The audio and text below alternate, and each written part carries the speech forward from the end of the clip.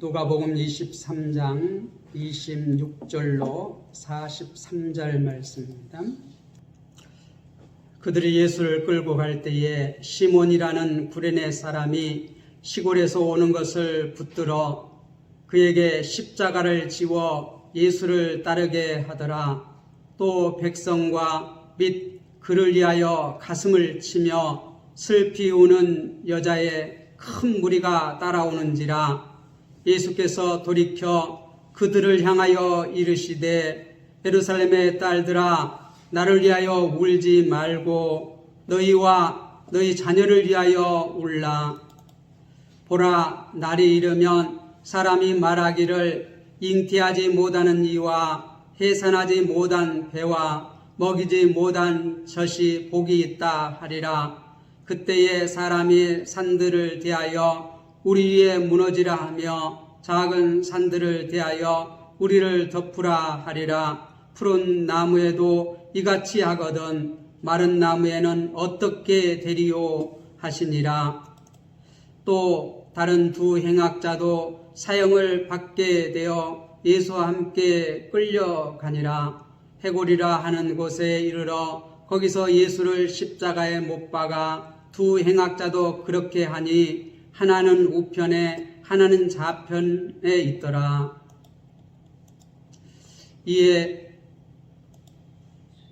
예수께서 이르시되 아버지, 저들을 사하여 주옵소서. 자기들이 하는 것을 알지 못함이니이다 하시더라. 그들이 그의 옷을 나눠 제비 뽑을세. 백성은 서서 구경하는데 관리들은 비웃어 이르되 저가 남은 구원하였으니 만일 하나님이 택하신 자 그리스도이면 자신도 구원할지어다 하고, 군인들도 희롱하면서 나와 신포도주를 주며 이르되 내가 만일 유대인의 왕이면 내가 너를 구원하라 하더라. 그 위에 이는 유대인의 왕이라 쓴 패가 있더라. 달린 행악자 중 하나는 비방하여 이르되 내가 그리스도가 아니냐, 너와 우리를 구원하라 하되, 하나는 그 사람을 꾸짖어 이르되 내가 동일한 정죄를 받고서도 하나님을 두려워하지 아니하느냐.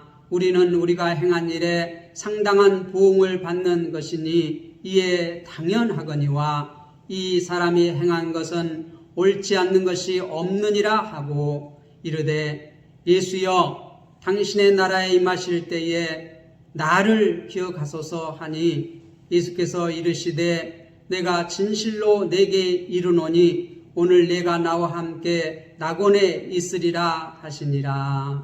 아멘. 십자가에 못 박히십니다.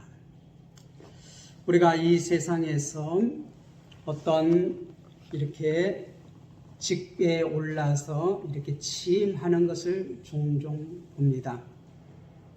특히 한 나라의 통치자가 이렇게 새롭게 뽑히고 이 취임하는 취임식을 보면 굉장히 화려합니다. 그 중에서도 세계를 이렇게 호령하는 그러한 큰 나라, 그러한 나라의 이렇게 리더자가 이렇게 취임할 때면 세계 각국에서 이렇게 축하하는 그러한 사절단을 이렇게 보내서 축하하고, 또 부득이해서 참석하지 못하면 이렇게 축하의 메시지를 이렇게 전하는 것을 볼 수 있습니다. 예수님이 이 세상의 만왕의 왕으로 등극하시는 그러한 취임식에는 어떤 일들이 벌어질까요? 이 세상 온 우주 만물의 주인이신 그분이 자기 땅에 와서 이제 자기 백성을 저절의 죄에서 구원하시고 세계를 이제 통치하려고 하시는 그러한 왕위에 등극하는 그 순간 어떤 일이 벌어질까요? 어떤 축하 행렬이 줄을 이을까요? 우리가 생각하는 그림이 있을 것입니다. 만왕의 왕이신 이 온 우주의 왕이신 그분이 자기 땅에 와서 자기 백성을 통치하기 위해서 보좌에 이렇게 오르실 때에 자기 백성들은 어떤 축하의 행렬이 또 어떤 축제를 벌이는가? 우리가 많은 취임을 보면서 우리가 기대하는 것이 있겠지만 우리 주님께서 만왕의 왕으로 등극하시는 그 등극식에 어떤 일이 벌어지는지 오늘 말씀을 통해서 한번 살펴보려고 합니다. 이제 26절에 보면 그들이 예수를 끌고 갈 때에 시몬이라는 구레네 사람이 시골에서 오는 것을 붙들어 그에게 십자가를 지워 예수를 따르게 하더라.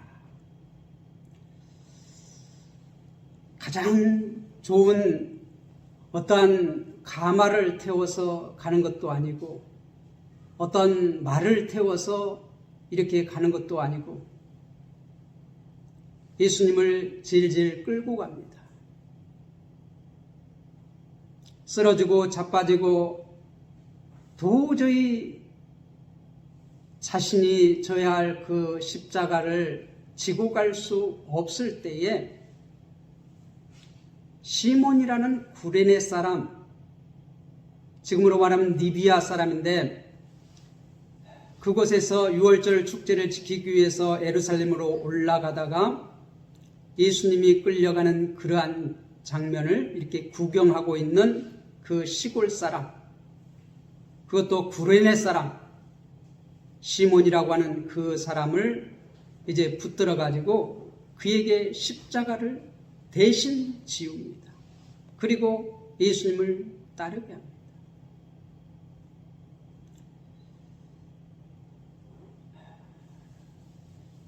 백마를 타고 등극해도 시원찮은데요. 예수님이 지난 밤에 잡혀서 얼마나 많은 고초를 당했는가. 예수님은 그 잡히시기 전에 겟세마네 동산에서 정말 땀방울이 핏방울처럼 그렇게 보일 정도로 그렇게 간절히 기도했습니다. 온 힘을 다해서 기도했습니다. 여러분은 기도할 때 어떻게 기도하십니까? 주님은 정말 자신의 생명을 다해서 기도했습니다. 그렇게 기도하고 이렇게 우리가 지난주에 봤듯이 잡혀가서 이 대제사장의 장인 또 대제사장 그리고 또 이 빌라도에게 헤롯에게 또 다시 빌라도에게 이거의 재판을 받고 그리고 이제 사형 판결을 하고 넘겨줘서 이제 그 사형을 처결하기 위해서 실행하기 위해서 예수를 끌고 가는데 십자가를 메고 가는데 도저히 이제 그가 감당할 체력이 안 되고 힘이 안 되고 그러니까 이 아프리카 사람 리비아 사람 그는 그래도 유대인인 것 같아요. 거기서 살고 있는 그 사람이 유월절을 지키기 위해서 유대인이기 때문에 유월절을 지키러 예루살렘에 올라왔겠죠. 그 시몬이라는 사람을 잡아다가 예수님 대신 십자가를 지게 합니다. 여러분 십자가를 지고 가는 사람들을 많이 이렇게 보았을 것입니다. 어떤 십자가를 사람들은 지고 갑니까? 예수님께서 지고 가신 그 십자가를 체험한다고 이러한 십자가를 이렇게 지고 질질 끌고 가는 것을 볼 수 있습니다만은 본래 십자가는 이렇게 수직으로 세 있는 것은 이렇게 사형장에 항상 세워져 있어요. 제수가 지고 가는 것은 이렇게 가로로 이렇게 십자가 이렇게 할 그것을 이렇게 메고 가는 것입니다. 이런 십자가를 메고 가는 것이 아니라 이런 십자가 이제 가로대만 이렇게 메고 가요. 그렇게 가서 세로로 서 있는 거기에다가 이렇게 결합해서 처형을 하는 것입니다. 그런데 그 십자가를 도저히 질 수 있는 체력이 안 됩니다. 계속해서 넘어지고 자빠지고 도저히 감당을 못하니까 이 군인들이, 로마 군인들이 어느 천년에 가서 우리 일을 하냐. 그래서 로마 이 군인들은 이렇게 백성들에게 징집할 수 있는 권한이 있습니다. 그래서 이 튼튼하게 보이는 이 구레네에서 온 시몬을 이렇게 징집해가지고 그에게 예수님 대신에 십자가를 지고 따르게 하는 것입니다. 27절은 또 백성과 및 그를 위하여 가슴을 치며 슬피 우는 여자의 큰 무리가 따라오는지라. 이 세상에 이런 통치자가 이렇게 어떤 보좌에 앉기 위해서, 취임하기 위해서 이렇게 올라오면 세계 각국에서 힘 있는 자들이 나와서 따르면서 이렇게 찬양을 합니다. 축하를 합니다. 그런데 그러한 힘 있는 자들은 다 어떻게 예수님을 못 박으셔서 그리고 여기서 지금 백성과 그를 따르는 사람들은 여성들입니다. 여자들입니다. 큰 무리가 따라오는지. 그런데 따라오는데 그들이 찬송하고 찬양하며 따라오는 것이 아니라 뭐라고 했어요? 가슴을 치면서 슬피 울고 있습니다. 거기에 대해서 예수님께서 말씀합니다. 돌이켜 그들을 향하여 이르시되 예루살렘의 딸들아 나를 위하여 울지 말고 너희와 너희 자녀를 위하여서 울라. 예수님께서는 힘이 없어서 잡혀서 그렇게 모진 고통을 당하면서 지금 십자가를 지러 올라가신 것이 아닙니다. 지금 누가는 예수님의 그러한 처절하게 고통받으시면서 이렇게 십자가를 지고 가는 그런 모습은 우리에게 알려주지 않습니다. 다른 복음서를 보거나 우리가 이사야서에 보면, 이사야 53장에 보면 그 모습이 얼마나 처절한지 마치 이사야 선지자는 그 장면을 보고 그대로 쓴 것처럼 우리에게 생생하게 그 장면을 알려줍니다. 그러나 누가는 그러한 상세한 것을 우리에게 알려주지 않습니다. 누가는 오히려 이렇게 가슴을 치며 큰 소리로 우는 여인들을 향해서 예수님께서 하신 말씀, 예루살렘의 딸들아 나를 위해서 울지 말고 너희와 너희 자녀를 위하여 울라. 왜 그렇습니까? 29절에 보면 예수님께서는 또 이렇게 말합니다. 보라, 날이 이르면 사람이 말하기를 잉태하지 못하는 이와 해산하지 못하는 배와 먹이지 못한 젖이 복이 있다 하리라. 잉태하지 못하고 애를 낳지 못하고 아이를 키우지 못한 여인은 보통 우리가 뭐라고 말해요? 어떤 잘못이 있어서 무슨 죄를 지어서 아이도 못 낳고 항상 안타깝게 생각하고 또는 어떻게 우리나라에서는 옛날에 칠거지약이라고 해서 쫓아내버렸어요. 저주받은 인생 그런 취급을 받았습니다. 유대에서도 애를 낳지 못하고 그러한 여인들은 대접받지 못했습니다. 아무리 이 대접을 해줘도 항상 꺼리낌이 우리가 한나를 통해서 봤듯이 한나를 남편이 그렇게 사랑하고 해도 당신은 뭐 여자들 부럽지 않다. 그래도 한나의 마음속에는 항상 어떻게 아이를 갖지 못한 그러한 슬픔에 잠겨서 정말 애통하면서 기도하는 그 모습, 대접을 받아도 그러는데 하물며 대접을 받지 못한 그러한 사람들은 어떨까요? 정말 아이를 갖지 못하고 아이를 기르지 못하는 그 고통, 이루 말할 수 없어요. 그런데 날이 이르면 그런 사람들이 오히려 복되다 할 것이다, 그렇게 말합니다. 30절 여러분, 그때 사람이 산들을 대하여 우리 위에 무너지라 하며 작은 산들에 대해 우리를 덮으라 하리니, 우리가 요한계시록 공부할 때 이 표현이 무엇인 줄 알겠죠? 얼마나 고통이 심하는지, 차라리 저 산이 나를 덮쳐서 죽여버렸으면 좋겠다, 얼마나 심판이 힘들고 고통스러운지, 심판자를 보기가 얼마나 두려운지, 저 작은 산들이, 저 큰 산들이 차라리 나를 덮쳐서 순식간에 나를 죽여버렸으면 좋겠다, 그렇게 한다는 것입니다. 푸른 나무에도 이같이 하거든 마른 나무에 어떻게 되리요? 푸른 나무, 죄 없는 사람을 이렇게 취급하는데, 그때가 되면 죄 있는 예루살렘의 이 백성들, 예수님을 구주로 믿지 않는 그들 어떻게 되겠느냐? 어떤 심판이 있겠느냐? 그렇게 지금 얘기하고 있습니다. 그러니까 너희들은 나를 위해서 울지 말고 누구를 위해서 울라고요? 예루살렘을 위해서. 그 예루살렘은 어떤 예루살렘이에요? 예수님을 메시아로 받아들이지 아니하는 그러한 예루살렘.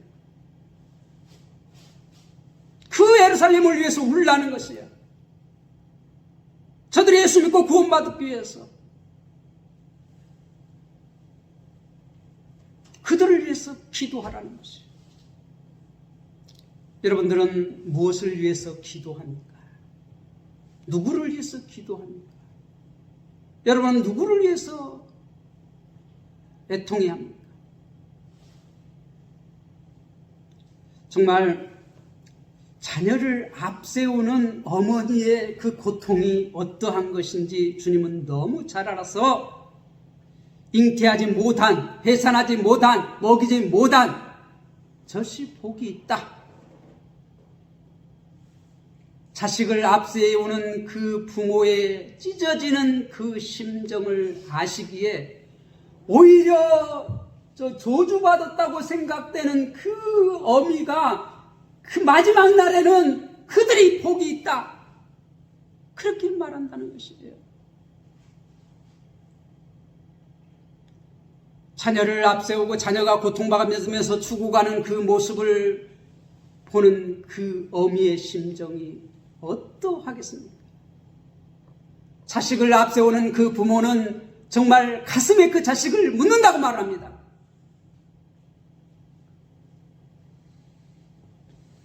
그러한 고통을 당할 것을 보시고 주님께서는 그들을 위해서 울라는 것이에요. 그 자녀들을 위해서 울라는 것이에요.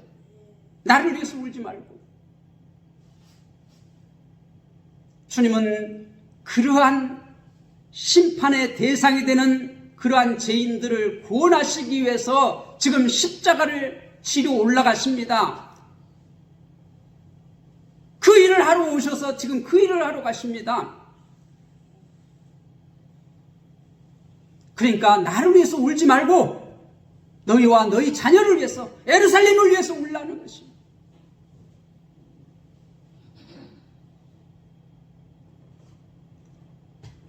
푸른 나무에게도 이렇게 되어 있거든. 죄가 없는 나에게도 이렇게 되었는데 마지막에 마른 나무, 죄인을 심판을 당할 때 어떠하겠느냐?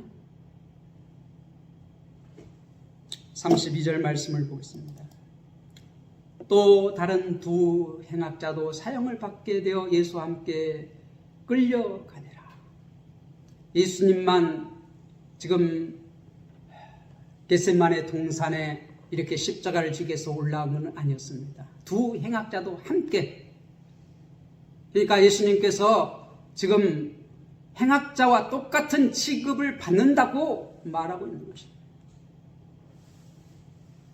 목적지가 어디입니까? 해골이라는 곳에 이르러. 해골이라는 곳에 이르러. 이 취임자가 이렇게 취임할 때 우리나라는 어디서 취임하지요?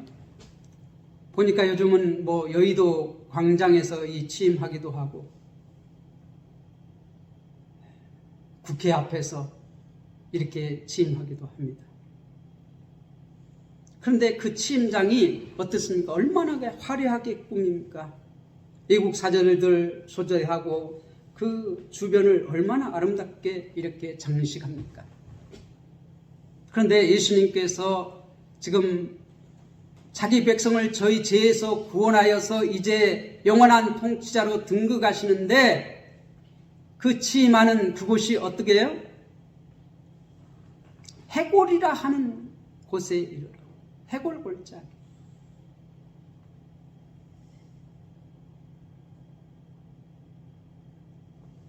좌우편의 두 행악자도 그렇게 하니 예수를 십자가에 못 박은데 예수님만 못 박은 것이 아니라 그 좌우에도 그 두 행악자가 못 박혀서 지금 예수님과 함께 하나는 좌편에 하나는 우편에 있더라 그렇게 말하고 있습니다.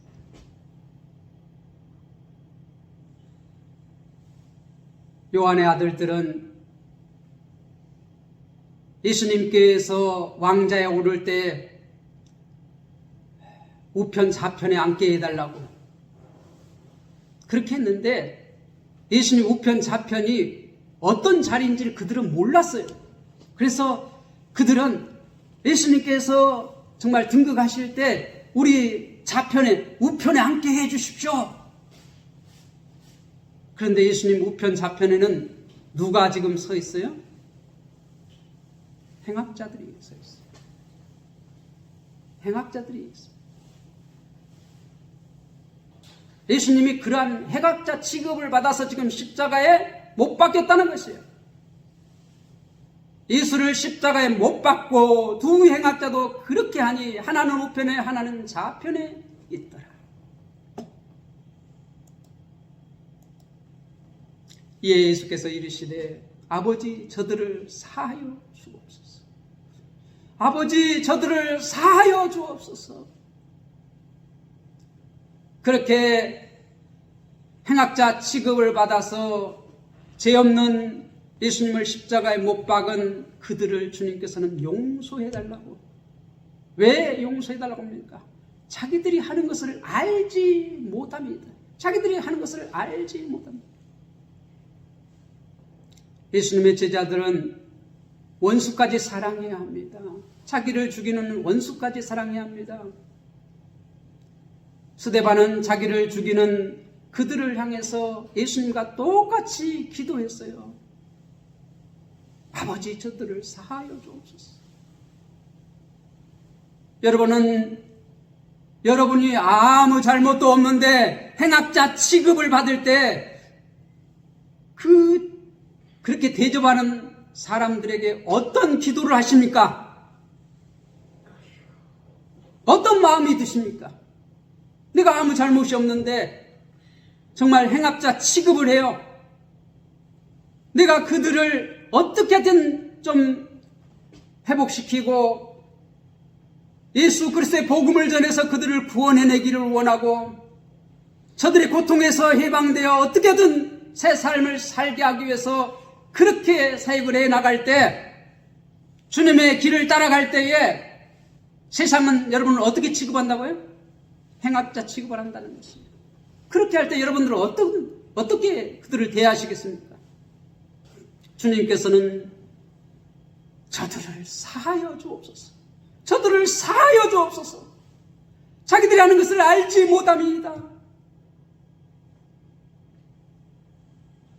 그들이 그의 옷을 나눠 제비를 뽑을세. 헤롯이 왕 취급을 하면서 정말 고운 옷을 입혀서 왕복을 입혀서 예수님을 이렇게 실용하고 빌라도에게 보냈어요. 그 옷을 벗겨서 이렇게 제비 뽑아 나눠 갔습니다. 그들이 누구예요? 로마 군인들이. 백성은 서서 구경하는데, 관리들은 비웃어 이르되 저가 남은 구원하였을 때 만일 하나님의 택하신 자 그리스도이면 자신도 구원할지어다. 하나님의 택하신 자 그리스도가 뭐예요? 구원자라는 것이, 메시아라는 것이. 그러면 자신도 구원할지어다. 뭐 하는 거예요? 희롱하는 거예요. 모욕하는 거예요. 축하하는 것이 아니라 모욕해요. 희롱해요. 관리들이 비웃어요.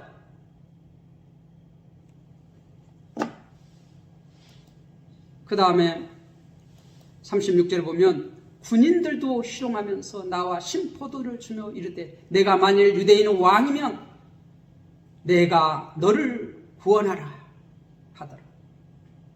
군인들도 희롱합니다. 신포도주를 주며 최하 끝발이, 만왕의 왕이라면 가장 좋은 것을 드려야 할 텐데 가장 하끝발이 이 신포도주를 주면서 내가 만일 유대인의 왕이면 내가 너를 구원하라. 너나 구원하라 이 말이에요. 내가 우리의 구원자라고 만왕의 왕이라고 하는데 네가 왕이라면 너나 구원해. 우리가 복음을 전하고 예수 그리스도를 전할 때 뭐라고요? 너나 잘 믿어.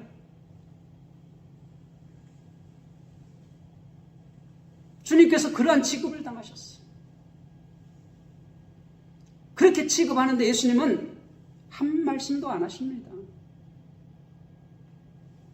관리들이, 군인들이 그렇게 희롱하고 모욕을 해도 주님은 마땅히 받을 자로서 그 모든 모욕, 그 희롱을 다 당하십니다. 그 위에 이는 유대인의 왕이라 쓴 패가 있더라. 십자가 위에 제목이 이렇게 적혀 있는데 그 위에 뭐라고 적혀 있다고요? 이는 유대인의 왕이라.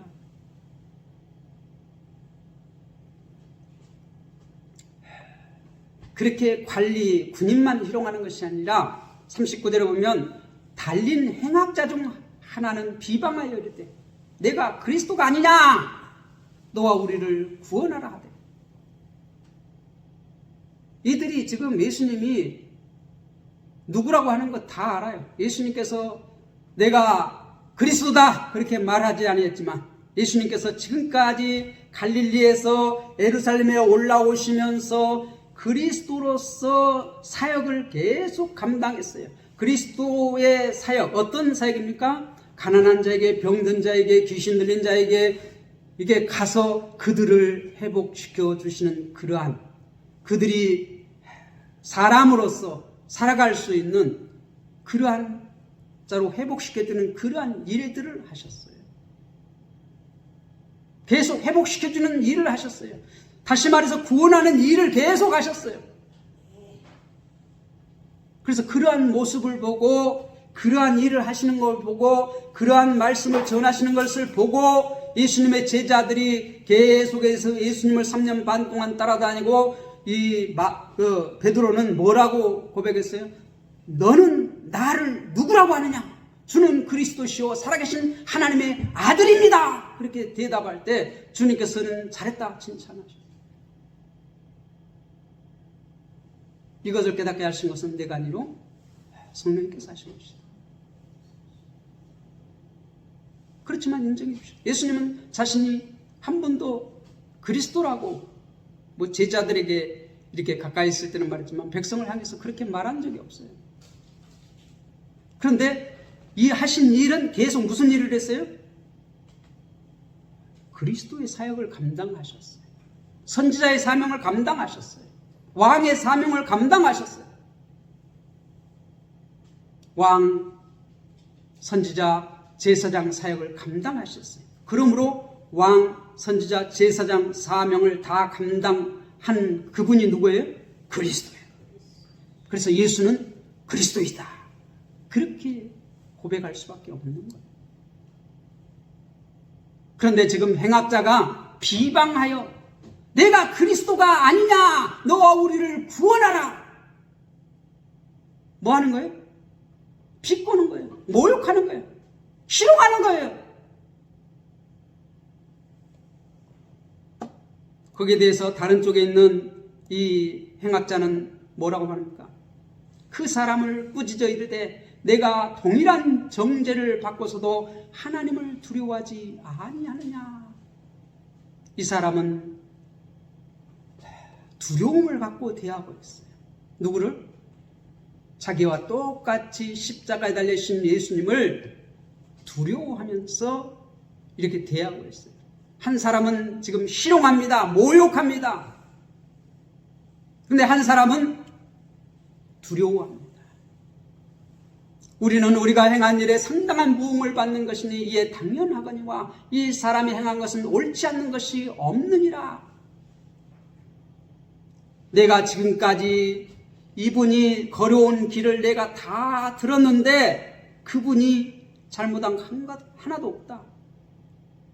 가난한 자, 병든 자, 귀신에 잡힌 자, 이러한 자들을 회복시켜주는 그것이 어떻게 행악이라고 말할 수 있느냐?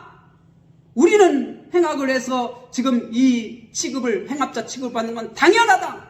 그런데 이분이 지금 걸어온 길을 네가 한번 생각해봐라. 네가 한번 돌이켜봐라. 이분이 왜 행악자냐?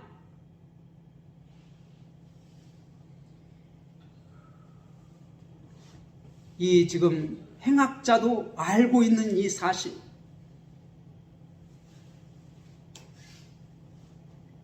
그렇게 말하고 이 행악자는 이르되 예수여 당신의 나라에 임하실 때에 나를 기억하소서. 나를 기억하소서. 불쌍히 여겨 주시옵소서. 이 말이에요. 거기에 대해서 예수님께서 43절에 내가 진실로 내게 이르노니, 내가 진실로 내게 이르노니 오늘 내가 나와 함께 낙원에 있으리라. 당신의 나라에 임하실 때 나를 기억하소서. 불쌍히 여겨 주시옵소서. 긍휼히 여겨 주시옵소서. 지금 이 한쪽에 있는 행악자는 자신의 신앙을 고백했습니다. 나는 마땅한 죄인이다. 그런데 이분은 그러한 취급을 받아서는 안 된다. 우리가 두렵고 떨림으로 대해야 된다. 예수여 당신의 나라에 임하실 때 나를 기억하소서. 예수님은 그렇게 고백하는 이 행악자에게 내가 진실로 내게 이르노니 오늘 내가 나와 함께 낙원에 있으리라. 천국에 있으리라. 이 낙원은 우리가 이제 우리가 죽으면 우리의 영혼이 낙원에 있다가 예수님이 재림하실 때 다시 함께 와가지고 몸과 육이 부활해서 영원한 천국에 이제 들어가게 됩니다. 임시적으로 우리의 육신이 없는 영이 머무르는 것이 낙원입니다. 그곳에 이르리라. 임시 거처예요, 낙원. 그곳에 이르리라. 그렇게 말합니다. 예수님께서는 이 세상 만왕의 왕으로 등극하시는 것이 요한복음에 보면 분명히 뭐라고 말해요? 십자가라고 말해요. 제자들이 주여 통치 자리에 오르실 때 하나는 좌편에 하나는 우편에 앉게 해주십시오. 그렇게 말할 때 예수님께서는 뭐라고 해요? 그 자리는 누가? 아버지께서 예비해 두셨다. 너희 자리가 아니라는 거야. 근데 그 자리에는 지금 두 행악자가 양편에 지금 있고 예수님은 그 자리가 얻은 자리 십자가예요.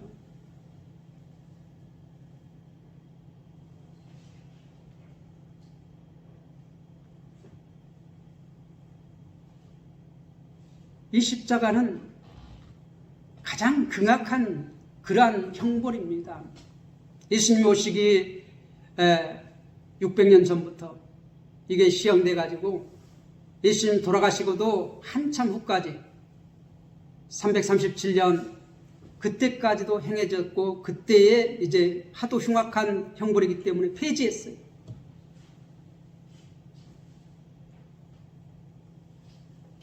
그런데 당시에 가장 흉악한 죄인들을 처리하던 그 형벌을 받아서 예수님께서는 돌아가셨어요.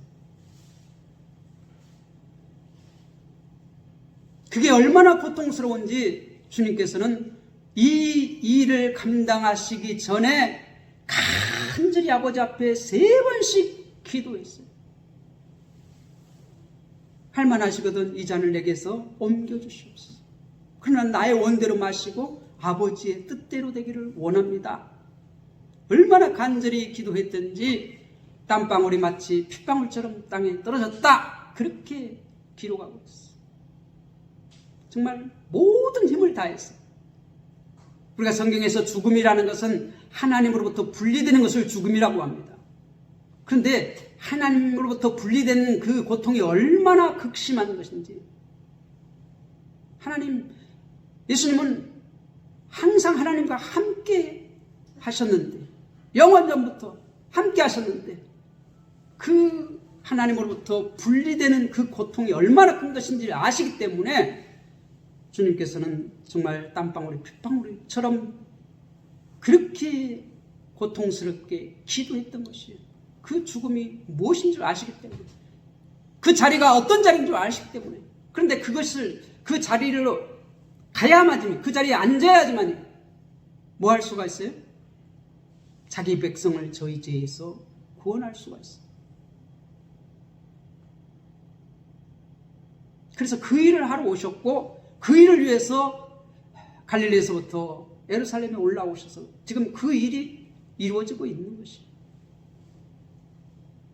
여러분은 예수님이 이 땅에 오셔서 어떤 그러한 보좌에 앉으시기를 바라십니다. 여러분은 예수 믿고 이 땅에서 어떤 자리에 이르기를 원하십니까? 제자들처럼 세상 사람들이 정말 존경하고 하는 우의정, 좌의정 앉기를 원하십니까?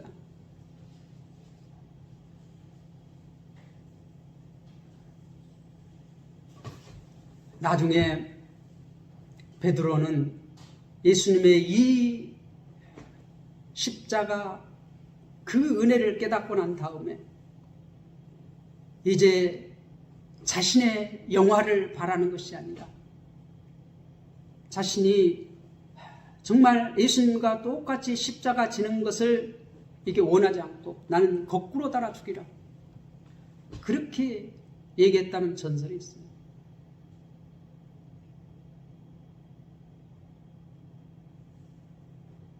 사도 바울은 그 예수님의 십자가를 그 십자가만 자랑하겠다고 나는 오로지 십자가만 알기를 원한다고 그렇게 고백했습니다. 여러분은 예수 믿고 이 땅에서 어떤 자리에 오르기를 원하십니까? 지금까지 여러분들은 어느 곳이 목표입니까? 여러분의 인생의 목표가 어디에 있습니까? 주님을 따라가는 제자로서 주님의 길을 가시는 주의 백성들이 되시기를 주님의 이름으로 부탁을 드립니다.